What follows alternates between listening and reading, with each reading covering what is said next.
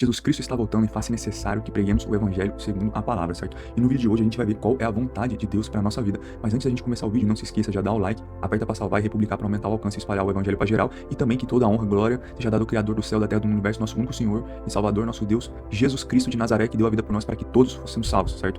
E agora, como eu falei para vocês, vamos falar sobre qual é a vontade de Deus para a nossa vida. Muitas das vezes a gente não entende porque das circunstâncias, das coisas que acontecem, mas a palavra de Deus nos traz a revelação, certo? De qual é a vontade de Deus para a nossa vida.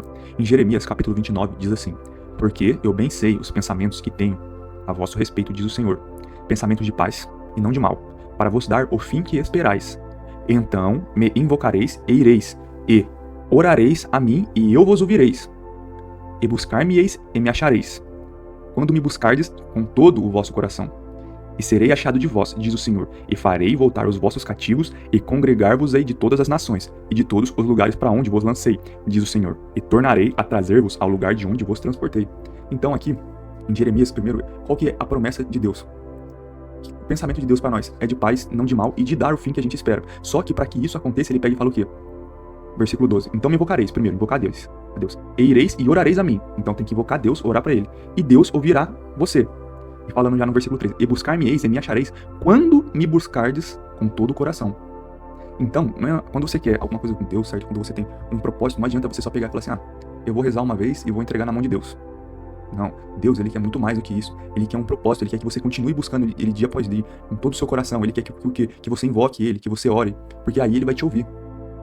Mas imagina que você quer pedir alguma coisa pro seu pai e pra sua mãe. Sei lá, você quer pedir um chocolate, aí você vai lá e pede. Hoje é segunda-feira, você pega e pede, mãe, me dá um chocolate. Aí você espera, ela não dá no dia.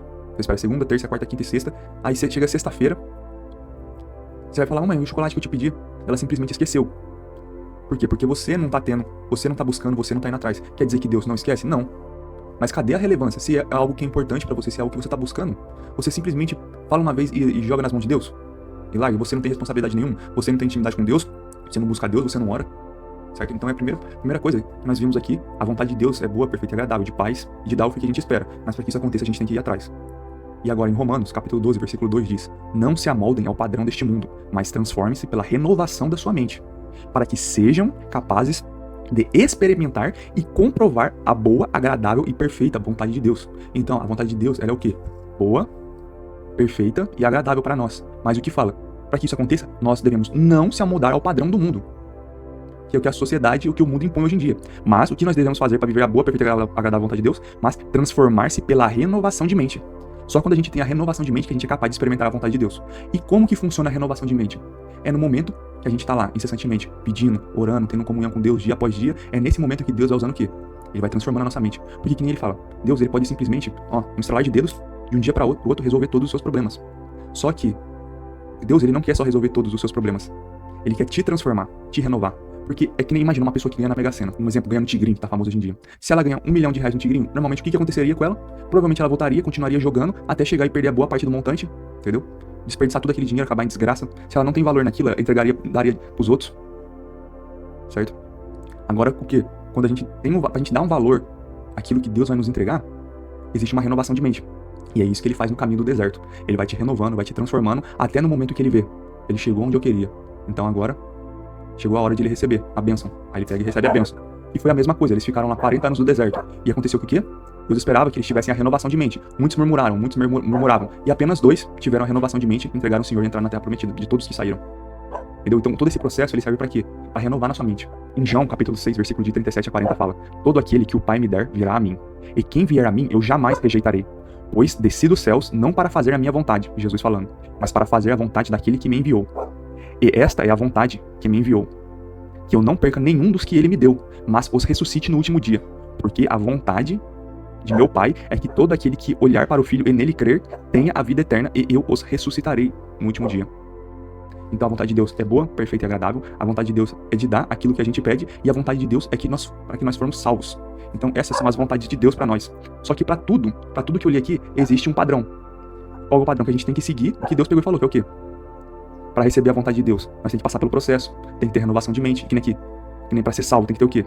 Porque a vontade de meu Pai é que todo aquele que olhar para o Filho e nele crer tenha a vida eterna. Então, olhar para o Filho, olhar para Jesus e crer. Vamos continuar. Ezequiel, capítulo 18, versículo 23 fala: terei eu prazer na morte do ímpio? Deus falando. Palavra do soberano, o Senhor.